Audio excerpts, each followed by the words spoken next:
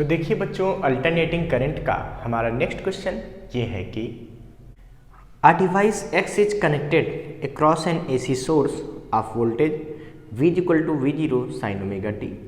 The current through the X is given as I equal to I0 sin omega t plus pi by 2.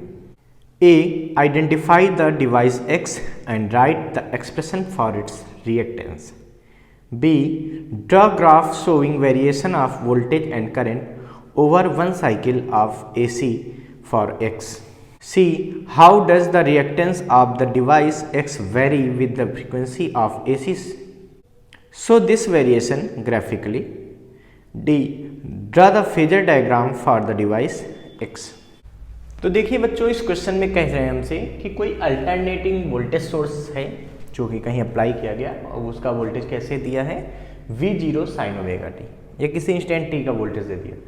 कहा उस समय उस जो X device जिसमें हमने अल्टरनेटिंग करंट सोर्स जोड़ रखा है उससे करंट जो फ्लो होती है वो क्या होती है I0 sin omega t plus pi by 2। तो हमसे कह रहे हैं वो डिवाइस है क्या। बच्चों आपको पता है कि जैसे एक ये वोल्टेज ग्राफ दिया है और एक ये करंट ग्राफ दिया है।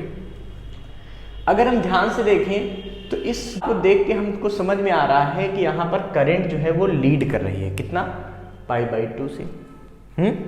तो अगर करंट पाई बाई 2 से लीड करती है तो वो कौन सा सर्किट होता है, ठीक है। तो डिवाइस X क्या होगी, ये होगी कैपेसिटर। क्या होगी, कैपेसिटर होगी, मतलब कैपेसिटेंस यहां पे लगा हुआ होगा, ठीक है। तो डिवाइस X क्या हो गई बच्चों, कैपेसिटेंस हो गई। क्यों, क्योंकि ध्यान रखेंगे क्या कि जब कहीं केवल रेजिस्टेंस लगा होता है, ठीक है, तो वहां V और I सेम फेस में होते हैं। ये तो याद ही आप कर लीजिए। इसका मतलब इस समय अगर वोल्टेज का graph V0 sin omega t है तो करंट का भी ग्राफ क्या हो जाता है I0 sin omega t। But अगर कभी किसी सर्किट में केवल इंडक्टेंस लगा हो तो इंडक्टर अगर लगा हो तो बच्चों V लीड करता है किससे, करंट से, बाई फेस पाई बाई 2। तो अगर केवल इंडक्टर लगा होगा तो V लीड करता है। इसका मतलब उस समय वोल्टेज का ग्राफ कुछ ऐसा हो जाता है V0 sin ओमेगा t, मतलब इक्वेशन हो जाती है पाई बाई 2 प्लस यहाँ आ जाता है, और करंट की इक्वेशन हो जाती है I0 sin ओमेगा t। मतलब कुल मिला के अगर साइन में कर्व दिया है तो वोल्टेज का जो एंगल है जो साइन के साथ वो पाई बाई 2 ज्यादा होता है, ठीक है। अच्छा, अगर इसके बाद अगर केवल कैपेसिटर हो तो बच्चों ध्यान रखना I लीड करता है किससे, वोल्टेज से। कितने फेस से, तो विद फेस पाई बाई 2। तो इस केस में जब I लीड करता है तो I में साइन वाला एंगल ज्यादा हो जाता है, मतलब V बराबर अगर है V0 sin ओमेगा t तो I बराबर हो जाता है I0 sin omega t plus pi by 2। मतलब अगर साइन का कर्व दिया है तो जिसका एंगल बड़ा होता है वो चीज लीड करती है, जितने एंगल से बड़ा होता है उतने एंगल से लीड करती है। मैंने आपको पहले भी समझा रखा थ्योरी में। तो बच्चों ये बेसिक बातें हैं जो आपके दिमाग में होनी चाहिए। सबसे बड़ी बात आपको मैं यहाँ पे ये बताना चाहूंगा कि लीड और लैग्स का काम क्या है। तो जो चीज लीड करती है V और I में से वो अपनी मैक्सिमम वैल्यू यानी कि पीक वैल्यू को पहले गेन करती है पॉजिटिव Y एक्सिस में, ठीक है। तो जो चीज लीड करती है वो अपनी मैक्सिमम वैल्यू को क्या करती है, पहले गेन करती है, और जो लैग्स करती है वो अपनी मैक्सिमम वैल्यू को यानी कि पीक वैल्यू को बाद में गेन करती है। अभी हम ग्राफ बनाएंगे तो आपको चीज क्लियरली समझ में आ जाएगी। तो बच्चों यहाँ पे चूंकि जैसा इक्वेशन दी थी उससे हमको पता चला कि करंट में क्या है, करंट यहाँ पे लीड करेगी, कितने एंगल से लीड करेगी, 90 डिग्री से। तो 90 डिग्री से अगर लीड करती है करंट तो क्या होता है, कैपेसिटेंस होता है, ठीक है। अच्छा, फिर इसका पहले सर्किट का रिएक्टेंस किससे लिखते हैं, XC से लिखते हैं। इसको XC को बोलते क्या है, इसको बोलते हैं कैपेसिटिव रिएक्टेंस, इसको क्या बोलते हैं। और कैपेसिटिव रिएक्टेंस की वैल्यू क्या होती है, तो XC बराबर हो जाती है 1/ωc, या XC बराबर लिख सकते हो 1/ω की वैल्यू क्या होती है 2πf। तो 1/2πfc, यहाँ पे क्या किया गया, ओमेगा की वैल्यू 2πf पुट कर दी गई, तो ये xc हो जाता है। ये रिएक्टेंस का फार्मूला हो गया। ठीक है, अब देखिए इसका हम बी पार्ट सॉल्व करते हैं। बी पार्ट इसका क्या कह रहे हैं, कह रहे variation of v and i, ठीक है, विद टाइम t। तो वेरिएशन हमको दिखाना है v और i का विद टाइम t। तो इसको दिखाने के लिए बच्चों आप ओमेगा टी की वैल्यू अलग अलग चूज कीजिए, उसके लिए करंट और वोल्टेज की वैल्यू फाइंड कीजिए, तब आप इसका वेरिएशन आसानी से दिखा सकते हैं। ठीक है, तो सबसे पहले हम बात करते हैं एट t इक्वल टू 0 क्या आएगा। t इक्वल टू 0 अगर यहाँ पे रख दोगे तो इस इक्वेशन को अगर आप थोड़ा सा और चेंज कर लो तो क्या लिख सकते हो, पहले देख लो। इसको लिख सकते हैं v0 sign 2π/T into small t, ये लिख सकते हैं। और करंट को क्या लिख सकते हैं बच्चों, इसको लिख सकते हैं I0 साइन 2π/T। ओमेगा की वैल्यू रख रहे हैं, ओमेगा की वैल्यू 2πf भी होती है या 2π/T भी होती है, t टाइम पीरियड है। ठीक है, सोर्स की फ्रीक्वेंसी जो होती है उसका जब रेसिप्रोकल करते हो तो टाइम पीरियड मिलता है प्लस π/2, ये कुछ ऐसा है। अच्छा, इसको हम चाहें तो साइन 90 प्लस थीटा क्या लिख सकते हैं, कॉस थीटा। तो इस इक्वेशन को आप ऐसे भी लिख सकते हो, I equal to I0 cos 2π/T into small t, लिख सकते हो, बिल्कुल लिख सकते हैं। अब हम आपको वेरिएशन दिखाते हैं। पहले स्मॉल t की वैल्यू 0 रखेंगे, तब जब 0 रखेंगे तो v की वैल्यू क्या बनेगी जरा बताओ मुझे। v की वैल्यू बनेगी v0 साइन ओमेगा यानी कि 2π/T इंटू 0, तो यानी कि हो जाएगा साइन 0, और साइन 0 की वैल्यू क्या होती है, 0 होती है। अगर आप करंट निकालते हैं तो I क्या निकलेगी भाई, इस समय I क्या निकलेगी सोचो, तो ये निकलेगी I0 cos 2π/T into small t। Small t की वैल्यू 0 रख दिया तो ये टर्म क्या हो जाएगा, 0 हो जाएगा, यानी कि cos 0 बन जाएगा। cos 0 की वैल्यू क्या होती है 1, तो I इक्वल टू क्या आ जाएगा I0। इसका मतलब t बराबर 0 पर वोल्टेज की वैल्यू 0 होगी, लेकिन उस समय करंट की वैल्यू क्या होगी, मैक्सिमम होगी। ठीक है, अच्छा अब देखिए बच्चों, अब हम स्मॉल t की कुछ और वैल्यू पुट करेंगे और I और v की वैल्यू निकालेंगे। तो अब हम पुट करते हैं small t equal to t/4। अब सोचिए, जब t/4 यहाँ रखोगे इस वोल्टेज की इक्वेशन में, तो वोल्टेज क्या मिलेगा बताओ, ये मिलेगा v0 sign 2π/T into t/4। इससे इसको काटोगे, ए से कटेगा 2 टाइम, यानी कि v बराबर आ जाएगा v0 साइन π/2। ठीक है, तो v की वैल्यू उस समय कितनी आएगी बच्चों, v की वैल्यू साइन π/2 की वैल्यू क्या होती है 1, तो v इक्वल टू क्या मिलेगा v0, मतलब उस समय वोल्टेज अपनी पीक वैल्यू के बराबर होगा। ठीक है, और इस समय बच्चों करंट क्या होगी जरा बताओ मुझे, I क्या होगा, तो यहां भी रखेंगे भाई वैल्यू, तो I0 cos 2π/T t/4, फिर वही बात है t से t कटेगा, 2 से 4 को डिवाइड करो तो ये π/2 यहाँ भी बचेगा, जैसे वहां बचा था वैसे यहाँ π/2 बचेगा। तो I इक्वल टू बन गया हमारे पास क्या 0, तो इस समय करंट क्या हो जाएगी 0। इसका मतलब t/4 टाइम पे वोल्टेज अपनी पीक वैल्यू मैक्सिमम वैल्यू को पा जाएगा, उस समय करंट की वैल्यू क्या रहेगी 0 रहेगी। ठीक है, फिर आगे बढ़ते हैं बच्चों, फिर हम स्मॉल t बराबर t/2 पे चेक करेंगे। किस पे चेक करेंगे, t/2 पे। जब t/2 यहां रखोगे वोल्टेज में तो क्या मिलेगा हमको, ये मिलेगा v बराबर v0 sign 2π/T into t/2।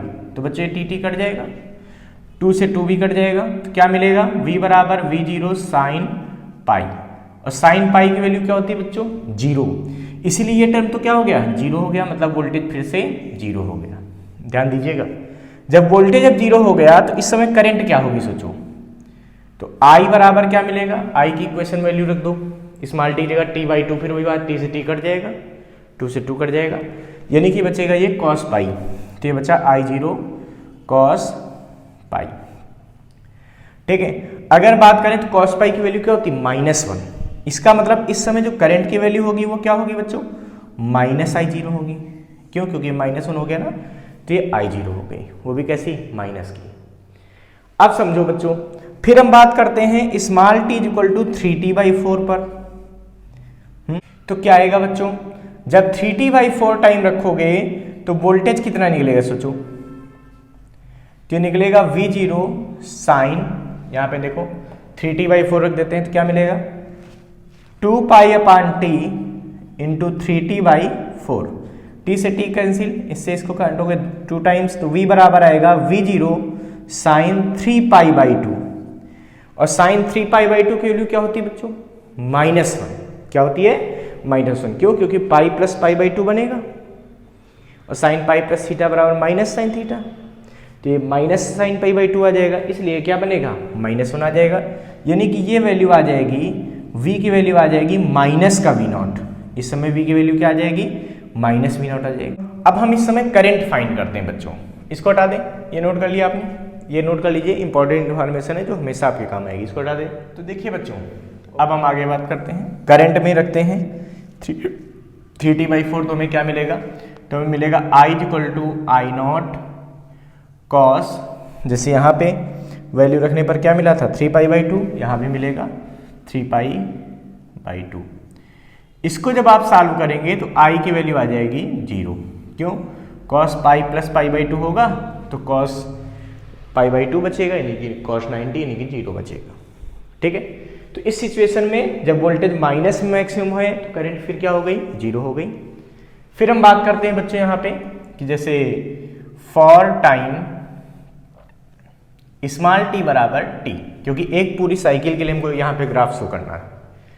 जब स्मॉल t को t के बराबर रख लेंगे तो उस समय क्या आएगा, वोल्टेज क्या आएगा, ये आएगा V0 sign 2π/t into t, cut जाएगा तो v बराबर आएगा V0 साइन 2π, यानी कि वोल्टेज इस समय क्या आएगा, 0 आएगा।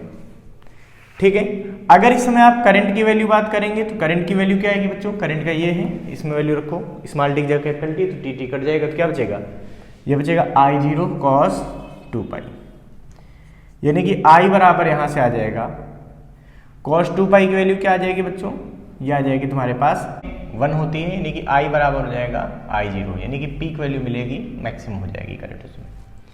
अब बच्चों वोल्टेज और करंट का हमको वेरिएशन दिखाना है विद टाइम t, तो पहले हम वोल्टेज का वेरिएशन दिखाते हैं। पहले तो हम बच्चों एक एक्सिस ऐसे बना लेंगे, ऐसे, इस एक्सिस पे हम टाइम को दिखाने जा रहे हैं। ठीक है बच्चों, पहले हम वोल्टेज की बात करते हैं। तो वोल्टेज देखिए t बराबर 0 पे वोल्टेज कितना है, 0 है, मतलब यहां पे होगा t बराबर 0, तो यहां पर वोल्टेज भी 0 है। फिर t/4 पे वोल्टेज कितना है, V0, तो बच्चों V0 हो जाएगा ऐसे मैक्सिमम, फिर 0 होगा आगे चल के, फिर अपोजिट मैक्सिमम, फिर 0। यहां पे बच्चों t बराबर क्या है बच्चों, 0 है। यहां पे t की वैल्यू कितनी है बच्चों, t/4 है। यहां पर t की वैल्यू कितनी है बच्चों, देखो दोबारा 0 का वोल्टेज मिला, ये देखो t/2 पे वोल्टेज क्या हो गया, 0 हो गया, यह t/2 पे मिला। फिर आपको कहां मिला, 3t/4 पे क्या मिला, माइनस का वोल्टेज मैक्सिमम मिला, तो ये वैल्यू कितनी हो जाएगी टाइम की, 3t/4। और उसके बाद फिर क्या हुआ बच्चों, t पर फिर क्या मिल गया, 0 मिल गया, कैपिटल T पे वोल्टेज 0 मिल गया।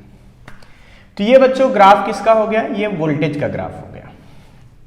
अब हम करंट की बात करते हैं। करंट का ग्राफ देखिए, जब t बराबर 0 रखा था, ठीक है, उस समय करंट क्या थी, मैक्सिमम थी, मतलब करंट का ग्राफ मैक्सिमम से शुरू होगा, तो कुछ ऐसा बनेगा बच्चों।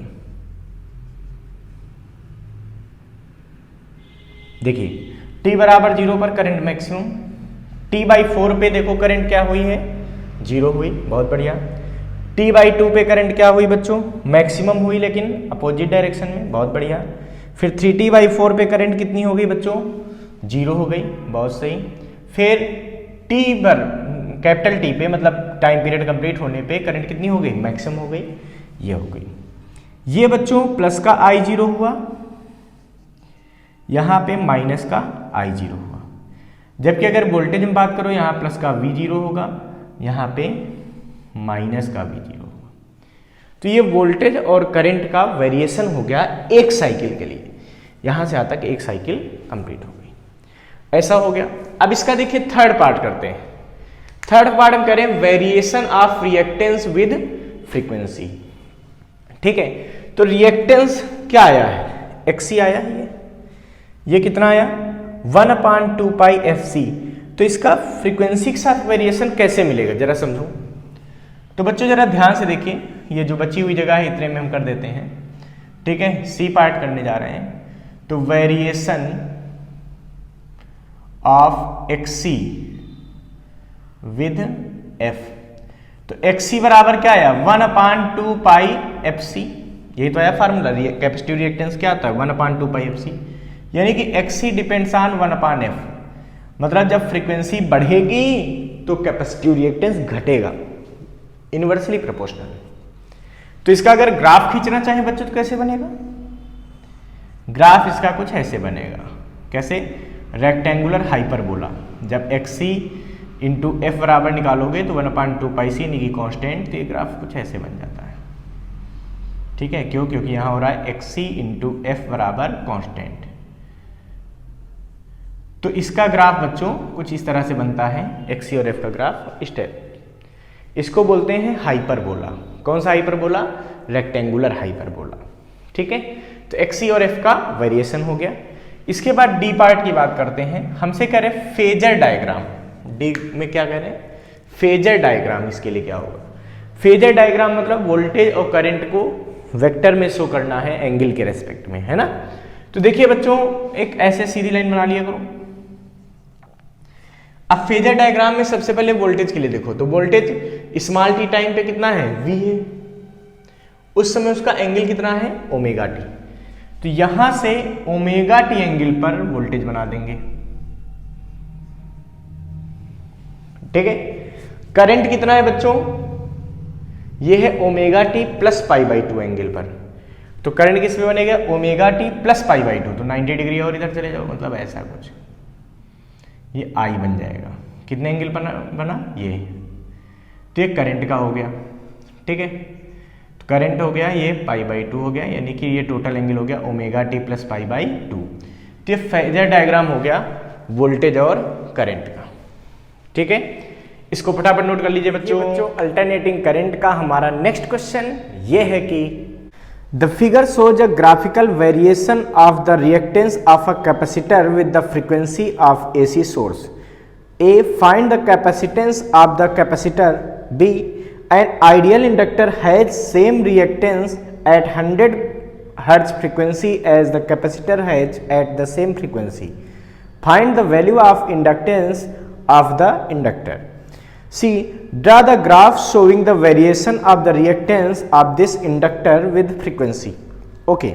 तो बच्चों देखिए, ये कैपेसिटिव रिएक्टेंस मतलब कैपेसिटर का जो रिएक्टेंस है और फ्रीक्वेंसी, इसका वेरिएशन दिखाया गया है। तो बच्चों ये कैपेसिटिव रिएक्टेंस है, इसका मतलब इसको हम कह सकते हैं ये XC बना हुआ है और ये F है, फ्रीक्वेंसी है। हमसे पूछा गया बच्चों कि सबसे पहले हमको C यानी कि कैपेसिटर की कैपेसिटेंस बतानी है, ठीक है। तो देखिए, ए पार्ट को सॉल्व करने के लिए आपको किसी एक पॉइंट पे, कोई भी एक पॉइंट आप सिलेक्ट कर सकते हैं जहां पर आपको कैपेसिटर का रिएक्टेंस पता चल जाए, XC पता चल जाए और F पता चल जाए। देखिए यहां पे मिल रहा है, यहां पे हम बता सकते हैं। यहां फ्रीक्वेंसी कितनी है? देखिए 100। यहां पर XC कितना है? 6। तो इसी पॉइंट को हम लेके सॉल्व कर सकते हैं। मतलब जब XC की वैल्यू 6 ओम है, उस समय जो फ्रीक्वेंसी है वो क्या है? 100 हर्ट्ज है। इन दोनों का यूज करके हम यहाँ पे कैपेसिटी निकाल सकते हैं। कैसे निकाल सकते हैं बच्चों? तो XC इक्वल टू होता है 1/2 पाई FC। XC इक्वल टू क्या होता है? 1/2 पाई FC। मतलब C इक्वल टू हो जाएगा 1/2 पाई FXC। सारी वैल्यू पुट कर दीजिए। तो C की वैल्यू क्या आएगी? 1/2 पाई की वैल्यू 3.14, F की वैल्यू बच्चों 100 और XC कितना है यहाँ पे? देखिए 6 ओम, तो 6। तो जब इन सब को आप सॉल्व करेंगे तो सॉल्व करने के बाद आपको यहाँ आंसर मिलेगा 2.65 इंटू 10⁻⁻4, यानी कि हम लिख सकते हैं 265 इंटू 10⁻⁻6 फैरेड, ठीक है। या इसी को हम लिख सकते हैं 265 microfarad. So the capacity of capacitor will be 265 microfarad. ये हमारा एक आंसर आ गया। फिर बच्चों हमसे क्या कह रहे हैं, सेकेंड पॉइंट बी पार्ट हमको सॉल्व करना है। कह रहे हैं वो एल की वैल्यू बताइए 100 हर्ट्ज फ्रीक्वेंसी पे जिसके लिए एक्सी की वैल्यू जो कैपेसिटिव रिएक्टेंस है 100 हर्ट्ज के बराबर हो जाए, एक्सी और एक्सएल बराबर हो जाए। मतलब यहां से हम एक्सएल निकाल सकते हैं भाई 100 हर्ट्ज फ्रीक्वेंसी पे एक्सी की वैल्यू कितनी है, देखिए 6, तो यही तो एक्सएल की वैल्यू हो जाएगी। तो एक्सएल बराबर एक्सी है और एक्सी हमको मिल गया 6, यानी कि एक्सएल हमें निकल आया 6 ओम। ठीक है, वो भी कब निकला बच्चों, ये 100 हर्ट्ज फ्रीक्वेंसी पे है। कितनी फ्रीक्वेंसी पे है, 100 हर्ट्ज पे। हमसे बोल रहे हैं कि इस समय उसका इंडक्टेंस कितना होगा, एल क्या होगा। तो भाई एक्सएल और एल में क्या रिलेशन होता है, एक्सएल बराबर होता है बच्चों 2 पाई एफ एल। तो यहां से बच्चों एल की वैल्यू निकाल सकते हैं, क्या निकलेगी, एक्सएल अपान 2 पाई एफ। एल बराबर एक्सएल, एक्सएल की वैल्यू 6, 2 पाई की वैल्यू 3.14 और एफ की वैल्यू बच्चों 100। जब आप इसको सॉल्व करेंगे तो इसको सॉल्व करने के बाद आपको एक्सएल की वैल्यू मिलेगी 9.55 into 10 to the power -3 henry. क्या मिलेगी, 9.55 into 10 to the power -3 henry. या इसको आप ऐसे भी लिख सकते हैं, एल की वैल्यू 9.55 मिली हेनरी, ये भी लिख सकते हैं mH। तो ये हमारा आंसर हो गया। मतलब जिस समय 100 हर्ट्ज फ्रीक्वेंसी पे एक्सएल और एक्सी बराबर थे तो उस समय उसका इंडक्टेंस क्या होना चाहिए, ये होना चाहिए 9.55 mH। थर्ड ग्राफ क्या कह रहे हैं बच्चों, थर्ड में कह रहे हैं कि graph showing variation of XL with F. इस समय जो ये तुम्हारा एल आया था, जो इसका एक्सएल आया है, उसका एफ के साथ कैसा ग्राफ बनेगा। तो भाई एक्सएल और एफ का रिलेशन कैसा होता है, देखो एक्सएल एफ का रिलेशन होता है एक्सएल बराबर 2 पाई एफ एल। मतलब y बराबर कुछ कांस्टेंट इंटू एक्स की तरह है क्या, y बराबर mx टाइप का रिलेशन है। इसका मतलब इसका ग्राफ कैसा बनेगा, तो सी पॉइंट में जो ग्राफ बनेगा वो कैसा बनेगा बच्चों, एक्सएल और एल का ग्राफ। तो y बराबर mx जैसे होता था, स्ट्रेट लाइन बनता था ना ओरिजिन से जाते हुए, वैसे ही एक्सएल और एल का ग्राफ क्या बनेगा, इधर क्या आया f। कैसा ग्राफ मिलेगा बच्चों, यहां से देखते हैं। तो एक्सएल बराबर क्या पड़ा था, 2 पाई एफ एल। तो इसको लिख सकते हैं ना, एक्सएल बराबर 2 पाई एल इंटू एफ। मतलब y बराबर mx की तरह का ग्राफ हो गया। जब ये ग्राफ होता है तो क्या होता था, स्ट्रेट लाइन होता था y बराबर mx में। तो वैसे ही एक्सएल और एफ का ग्राफ भी क्या बनेगा बच्चों, स्ट्रेट लाइन बनेगा। ठीक है, तो एक्सएल और एफ का ग्राफ कुछ इस तरह से बन जाएगा। तो ये हो गए हमारे तीनों आंसर। इसको फटाफट नोट कर लीजिए बच्चों। अल्टरनेटिंग करंट का हम अपना नेक्स्ट क्वेश्चन ट्राई करते हैं। हमारा नेक्स्ट क्वेश्चन ये है कि given below are 2 electric circuit A and B, calculate the ratio of power factor of the circuit B to the power factor of circuit A. तो देखिए बच्चों, ये दो सर्किट हमको दिए हैं, एक ये एलआर सर्किट दिया है, एक एलसीआर सर्किट दिया है। हमसे कह रहे हैं ये बी वाले सर्किट का जो पावर फैक्टर आएगा और ए वाले सर्किट का जो पावर फैक्टर आएगा, इसका हमको रेशियो बताना है। बच्चों आपको मैं यहां बताना चाहूंगा कि पावर फैक्टर होता क्या है। तो पावर फैक्टर का फार्मूला कैसे आता है, जब हम पावर निकालते हैं किसी अल्टरनेटिंग करंट सर्किट की, तो सर्किट की पावर का फार्मूला होता है P = VRMS IRMS into cos phi. यहाँ पर जो RMS का मतलब होता है रूट मीन स्क्वायर, मतलब root mean square value of voltage, root mean square value of current into cos phi. यहाँ पर बच्चों cos फाई को हम लोग बोलते हैं पावर फैक्टर। ठीक है, और cos फाई का फार्मूला जब हम कैलकुलेट करते हैं तो ये आता है R/Z।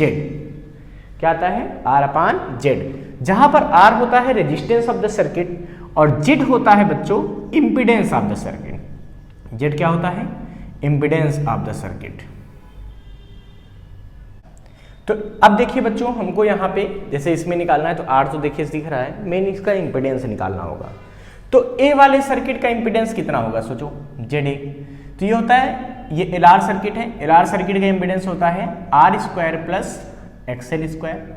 तो ZA निकाल देते हैं, तो रूट में आएगा R² प्लस XL की वैल्यू क्या है 3R है, तो 3R का होल स्क्वायर करेंगे, यानी कि ZA की वैल्यू आ जाएगी रूट में R² प्लस 9R², या ZA हमारे पास आ गया रूट में 10 इंटू R। ये ZA आ गया, ठीक है, इम्पीडेंस इन ए वाले सर्किट का इम्पीडेंस आ गया।